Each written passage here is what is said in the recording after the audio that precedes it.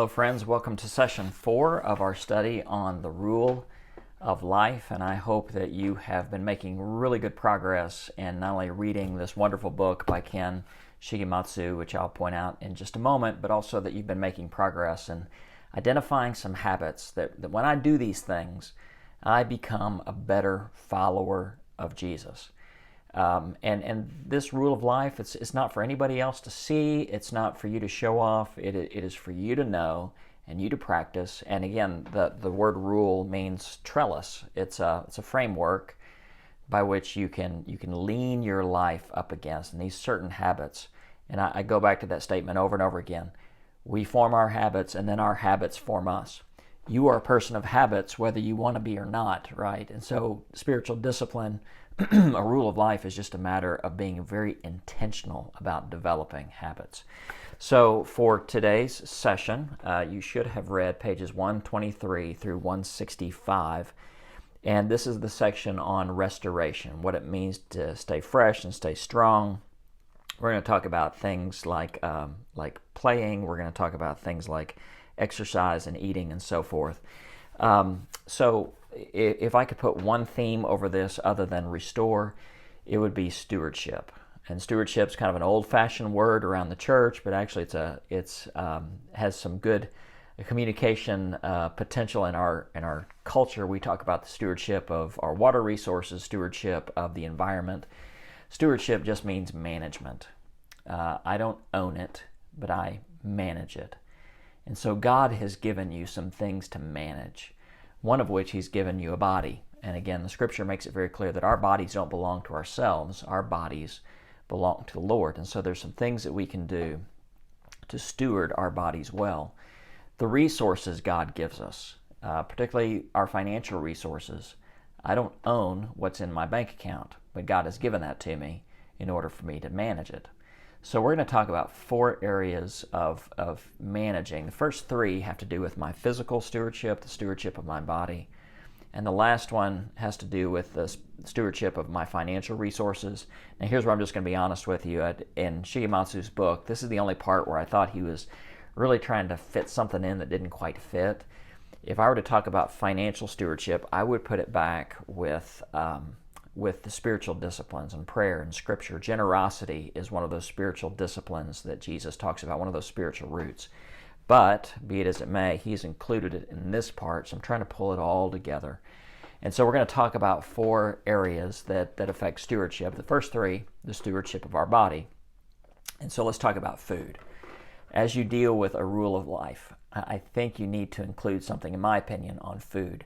Because we live in a day where we are surrounded by calories, and we have got to choose some means by which to practice self-control. I mentioned when I go out to the monastery in eastern Oklahoma, one thing I've noticed, there are no portly monks. They're all rather skinny and svelte.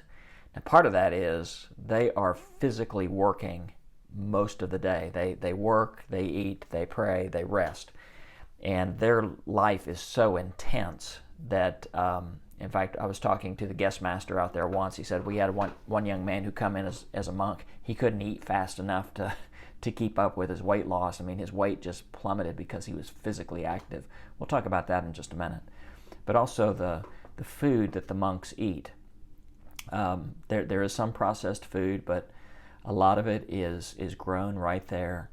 It's healthy. They eat in moderation, and they frown on gluttony. And so there has to be some rules that we kind of put in our life, because we live in a culture that idolizes food. Now I will say this, as you develop your rule, don't map out this huge diet to lose 20 pounds. That's not what this is about. It's about eating sensibly, eating with health in mind.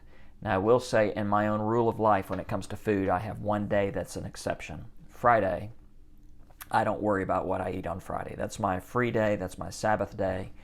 And so it's a day of celebration. I'll eat a heavy breakfast, I'll go out with a meal for the family.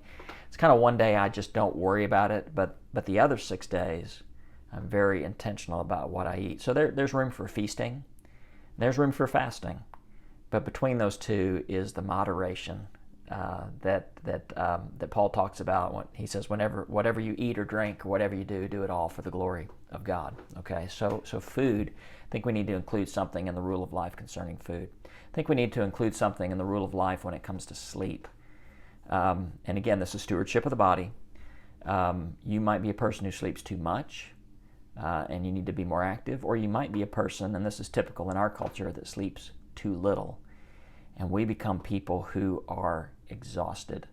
First thing I would encourage you to do is to discover for yourself what amount of sleep helps you operate at your best. Most Americans, it's about 7.5 hours. If you can get 7.5 hours sleep, you can really function well the next day. Now, I've talked before about I sleep a certain amount of time every night. I go to bed at the same time. I just kind of have geared my body that when it's 9:30, and I know that sounds early, I know that sounds like I'm a fuddy-duddy, but I love to get up early. I love to be up at 5, if not just a little bit earlier, and get the day going, right? Because I think my best in the morning.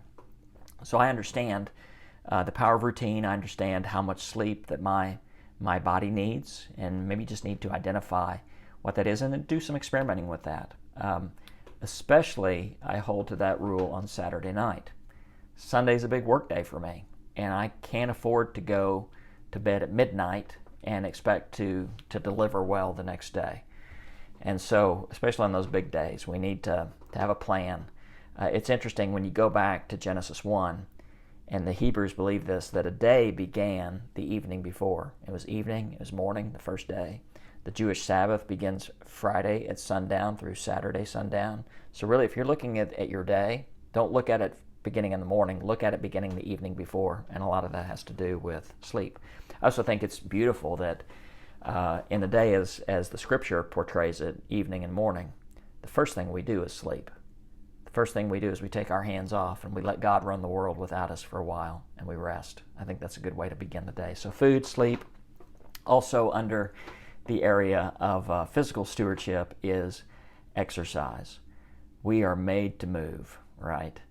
And so this is not about you determining an exercise regimen, but in my rule of life, I have to say, this number of days during the week, I'm going to exercise and I'm going to move.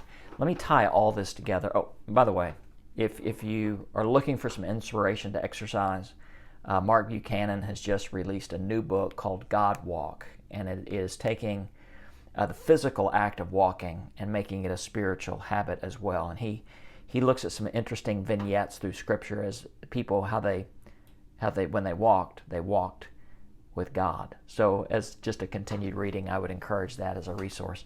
So let me pull all this together when it comes to physical stewardship. What we eat, how we exercise, how we sleep and rest. When it comes to stewardship, I don't own this body. It's been given to me. I manage it for however many years God gives me this physical being. But if I neglect my body, and thus I cut short my life, I think there'll be some accountability that I will face before God. Now, I don't control the moment I'm born or the moment I die, but if I intentionally neglect my body and I cut short my life, thus cutting short my influence that I can have on others for Christ, I think I'm going to be held accountable for that. And so we're very wise to steward our bodies. Again, nothing in the Scripture promises us that we're going to live 100 years, right? But as long as God gives us life, we should steward our bodies well. So now I want to kind of do the break from stewardship and our physical being to stewarding our physical resources and talking about money. And this is an area that Shigematsu talks about here. And I just want you to think about what is your attitude toward money. And this has nothing to do with your bank account. People might assume that rich people are greedy and poor people are not. Listen, it's not the balance, it's your attitude toward money. The poorest people can be the greediest, and the richest people may be the most free, or vice versa. We don't know. So this is not about your bank account. This is about stewarding what God has given you right now. And I know the temptation is to think, oh, one day if I make a lot of money, I'll be really generous. I'll give so much of it away. Listen, if you're not practicing generosity now, there's no magic switch that's going to flip when you have a certain amount in your bank. If you're not practicing generosity now, you're not going to do it later. But the biggest attitude that we need to address toward money is either this. It's either an idol or a tool. Okay?